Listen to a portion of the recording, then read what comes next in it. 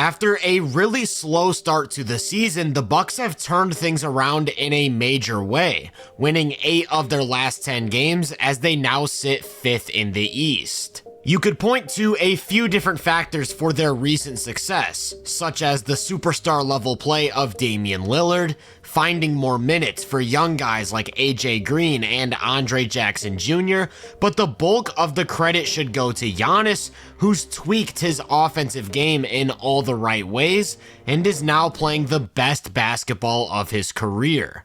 Of course, it starts in transition, where he might just be the most physically imposing threat this game's ever seen. To nobody's surprise, he's leading the league in transition scoring for the 7th straight season with a career-high 8.6 points per game. It starts with the size. He's basically 240 pounds of muscle in his lengthy 6'11" frame, yet he's still one of the fastest players that this league has to offer. And that alone makes him so terrifying when driving in a straight line at backpedaling defenders. He pairs that size and speed with an elite change of direction, which is what routinely leads to plays like this. For all of the physical tools though, it's his handle that allows him to create these angles in the first place. His go-to is this push crossover, which he'll throw in either direction while accelerating to get by any defender with ease, and after creating the initial angle with one of those crossovers, maybe a hesitation, his long strides basically serve as a runway to the rim. Those strides also give him counters. In the rare event that his initial angle gets cut off, he can easily redirect with an absolutely filthy Euro step, or he can rely on power because, like I said, he's basically all muscle and can just as easily run through any defender who stands in between him and the basket. If that wasn't enough to render him virtually unguardable, imagine how defenders feel when they do basically everything right, from shutting off the angle to holding their ground and smothering the shot attempt, only for Giannis to finish anyways. I feel like everyone acknowledges how physically imposing Giannis is, but I'm not sure his touch as a finisher around the rim gets the same credit. The types of angles he's able to get to because of that length, and the way he can feather layups in from seemingly every pocket regardless of his momentum, added contact. We're talking about an incredibly skilled finisher, and the numbers certainly reflect that. Just looking at the small sample we have from this season, he's been a complete outlier in terms of volume of shot attempts at the rim, while still ranking near the top in efficiency at over 74%. But to really hammer this point home, I want to look at the last 5 years. He's attempted nearly 1,000 more shots than any other player at the rim, while making over 77% of them. That's the type of efficiency you'd expect from a lob-catching big, not a downhill forward who self-creates more than half of his opportunities. Now that we've established how dangerous Giannis is as an interior scorer, it's easier to understand why teams choose to wall him up every time he builds up a head of steam, and why he's able to create so many quality threes for teammates off of kickout passes. And it's not like these are easy or simple drive-in kicks. On this one, you'll notice that Jaylen Brown drops from the right corner to help, and without breaking stride or looking away from the rim, Giannis whips a left-handed bullet right into the shooting pocket of AJ Green. Of course, you'll see the same thing in the half court. If he's given space to attack as a driver, there's not really much the defense can do. Even if his defender's quick enough to stay in front of his first step, the power and agility give him a seemingly unlimited set of counters. Take this play for example. It starts with a drive left that Tatum cuts off, only for Giannis to spin back to his right and run into a rim protector before dropping it off to Connaughton down low. Like I said earlier, this is why teams wall him up, sitting defenders in the gaps, most commonly on one of the elbows, and all it takes is a basic kick pass to create a quality look for one of Milwaukee's many shooters. To make things even tougher, you'll often see the Bucks incorporate ball screens into these half-court drives, creating even more space for Giannis to attack. If he comes off that screen and the big is sitting back in drop, he'll turn the corner and force them into a back pedal, just like in transition. If the big comes up closer to the level, either in a high drop or maybe a hedge, he'll patiently wait for the retreat, then attack that now wide open space. It's not a traditional spread pick and roll setup, but it creates the same sort of advantages. If he starts to attack and the low man drops to offer another body in the paint, he's capable of making that cross-court skip pass to a shooter in the corner. And if the defense decides to outright trap or put 2 on the ball, that screener's gonna pop into open space at the top of the key, so they still end up with a quality 3. It's worth noting that more times than not, one of their wings is the one screening for the ball, and that's so they can get Giannis attacking a smaller defender. Most defenses won't give up the switch, which means more opportunity for him to create downhill pressure. Earlier, I mentioned his elite change of direction. That comes in handy in these spots because in the event that the defense overplays the side of the screen, he'll throw one of those push crossovers to reject it on a drive in the opposite direction. And the Bucks like to weaponize this by having their screeners flip at the very last moment. Notice how Vooch is positioned to defend a screen right, and there's absolutely nobody on the left. So when Giannis drives, all the Bulls have is some late help from Josh Giddey. With all of that said though, there's an obvious answer to this. Just sag way off, go under the screen, and overplay the paint. Well, what we're seeing is that this is no longer a viable option. As one of the best slashers ever, Giannis has seen his fair share of soft coverages throughout his career. Many defenses choose not to pressure the ball, sagging off in hopes that Giannis will let them off the hook with pull-up jumpers. In the past, that typically meant shooting a lot of threes in semi-transition or early clock situations. If we go back to when he first became an all-star, you'll notice that he steadily increased his diet of threes as he entered his peak, and during what many would consider to be the best stretch of his career, he was attempting upwards of 4 or 5 every 75 possessions. I think last season was a huge step in the right direction, almost cutting these shots out of his game entirely, and he's progressed to another level this year to the point where he's no longer even attempting 1 3 a game. Instead, what he's decided to do when being defended like this is take an extra dribble or two, work his way inside the arc, and step into these jumpers from the mid-range. And man, has that made a world of difference on his effectiveness as a half-court scorer. If we define long twos as 2-point shots from outside of 14 feet, Giannis is currently one of only 3 players attempting at least 4 of them every 75 possessions.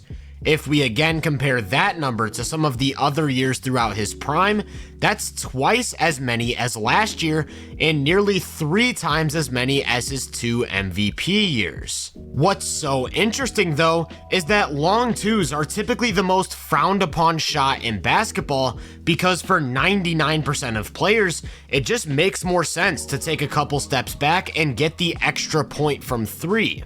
It gets interesting in the case of Giannis though. What you're looking at right here is the average points per shot he's generated on 3-pointers each year. For reference, a 30% 3 is worth 0.9 points per attempt, while a 25% 3 is worth 0.75 points. To match the efficiency of a 30% 3-pointer, it would take a 45% 2-pointer. But to match the efficiency of a 25% 3-pointer, it would only take a 37.5% 2-pointer. And for most of Giannis's prime, he fit right in with the common conception that 3 is worth more than 2. In order for long twos to be a good shot, you have to be knocking them down at a very impressive clip, and that's exactly what he's done this season, hitting over 49%, which is enough to make it the most efficient non-paint shot he's ever had in his bag. Whether or not the percentage holds over the entire season, we'll just have to wait and see, but what really stands out is the comfort, confidence, and the amount of different ways he's able to set them up. Because defenders are so worried about him driving, he'll typically use hesitations to threaten the drive before pulling up for these jumpers. His go-to is this hanging left-hand hesitation. If the defender doesn't step up, that's his cue to rise up over the top. This sequence against Charlotte is one of my favorites from the season so far. As he brings the ball up in semi-transition, Grant Williams sits way back in preparation for a drive, so he just steps into a quality jumper from the elbow. Then next time down, he finds himself in a really similar situation, gets to the elbow, only this time he throws the left-hand hesitation and Williams reacts, so instead of pulling up, he gets by him on a drive to the rim. When he's hitting these mid-range jumpers, it just opens up so much for him as an attacker. Here's one against the Bulls where Vooch sags way off, and he uses a right-hand hesitation to set up the shot. And later in the game, we saw Vooch sagging off of him again, to which he goes to the left-hand hesitation. Vooch reacts, so he crosses over into a drive right, where he draws help and kicks it out to Brook Lopez for a corner three. Typically when the game slows down like this though, Giannis isn't playing as much from out in space or hunting for mid-range jumpers with his live dribble. Rather, they like to set him up inside the arc where he can attack the defense from 15 feet in. He really likes to post up on the left side of the floor, and that's because he's got a very explosive spin over his right shoulder that allows him to attack baseline. But even when that right shoulder is being overplayed, he's worked on adding more to his arsenal for when it's time to attack the middle. It's pretty obvious to me how much his footwork has improved since spending an offseason with Hakeem, but he's also added more of the classic post moves, such as this jump hook.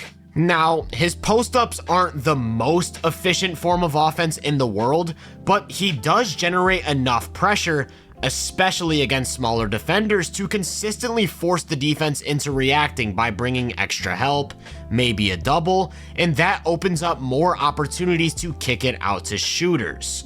Just look at this play against the Hornets. He starts to post up Grant Williams, draws not 2 but 3 defenders to the ball, so when he kicks it out to Gary Trent Jr., the sharpshooter's left on an island.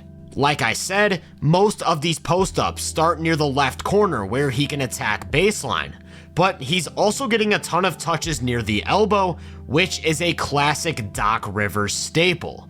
If you remember back when Philly had Brett Brown, Joel Embiid spent most of his time in the half court with his back to the basket, operating like a traditional post-up 5. It wasn't until Doc got there that his game shifted into a lot more face-up, playing from the elbow and utilizing his handle to either attack the rim or get to that signature mid-range pull-up. Before Embiid, we saw it with Blake Griffin on the Clippers, and before Blake, we saw it with KG on the Celtics. Now we're seeing it with Giannis, who's kind of a nightmare to cover as a middle-of-the-floor isolationist. It starts with those absurd physical tools. That combination of size and explosiveness just doesn't even seem real. Any defender quick enough to stick with the first step definitely isn't sturdy enough to hold their ground when he drops the shoulder, so good luck stopping him from getting to the rim. And that takes us back to square one. The defense has to load up, he makes a basic pass to the wing, and Brook Lopez is left with a practice jumper from 3.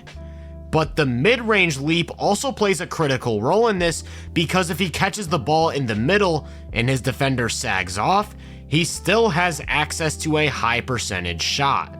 The only counter to that would be to prevent him from touching the ball at the elbow altogether, but the Bucks have a counter of their own. They'll have someone from the weak side flash to the middle of the floor while Giannis seals off inside position, and one extra pass leads to easy points. Going back to when Giannis does have the ball at the elbow though, you'll notice that they almost always spot Dame up one pass away in the corner. Not only does that create more space, making it harder to bring help, it opens up the opportunity to run more sets. They've gone to split action quite a bit, taking advantage of Dame's elite outside shooting, but they've also gone to a decent amount of delay action where they're able to set up the two-man game from the corner. If you want to point to one major inconsistency with Giannis, it would probably be the fact that he doesn't always set hard screens. When he does though, there are very few bigs better in the pick and roll. Because Dame's such an elite pull-up shooter, bigs almost always have to defend at or near the level of screens. And Giannis is truly terrifying as a roller. It sort of goes without saying, but he's a big time above the rim threat on lobs. So much so that defenses are typically forced to let him catch the ball in the short roll while sending a third defender to the paint early, where he once again showcases that playmaking. When Dame's not on the floor, Giannis will set up this two-man game with AJ Green, who brings a similar dynamic with the high-level three-point shooting. And if neither Dame or Green are on the floor, he'll set it up with Taurean Prince, who's looking to drive and also happens to be a pretty decent passer. If none of those three guys are in the game, maybe he'll set it up with Andre Jackson Jr., another wing who's looking to apply pressure on the rim. If you're not picking up on what I'm getting at, he can set up the two-man game with pretty much anyone on the roster, and that's because of how much his roll gravity opens up the floor. Take this play for example. When he hands it off to Connaughton, Grant Williams makes no effort whatsoever to step in front of a drive, which results in a clutch time layup. In general, I do feel like the attention Giannis demands away from the ball is sort of overshadowed by the rest of his game. Sure, almost every possession starts in his hands, and they run a pretty heliocentric style of offense around him in the middle of the floor. But in those moments where Dame or someone else is in control, he's shown to be capable of playing off of them. It's a common notion that non-3-point shooters don't space the floor. That doesn't apply to Giannis though, because when he spots up, leaving him with room to attack is basically like handing him a driving lane. Not only does he add value through that stampeding, he's also a constant threat to crash the glass, and if he finds himself with an opportunity to grab an offensive rebound, chances are it's going back up for 2 points. When it all comes together, the off-ball game with the interior and mid-range scoring, the passing, the way he breaks down defenses in the open floor, we're talking about one of the best offensive players in the game who only continues to get better. He's averaging a career-high 32.7 points per game on a scorching 63.6% true shooting, making his case as one of the best scorers of the 21st century. He pairs that with a career-high 6.7 assists per game, while the Bucks have consistently climbed the offensive ranks, now 9th in the NBA in offensive rating. Oh yeah, and I should probably mention that he's been getting back to Defensive Player of the Year form on the other side of the ball, so if you wanted to make a case for MVP, or maybe, just maybe, best player in the world, I think it's safe to say that Giannis is currently playing at that level. If you enjoyed this breakdown, make sure to drop a like, subscribe, and turn my post notifications on to be first on more content. If you're interested in my more in-depth research, make sure to check out the Hoop Venue podcast and my social media profiles. You can find those links in the description. Feel free to let me know down in the comments what you think of Giannis. As always, I hope you all have a great day, and I'll catch you guys in the next one.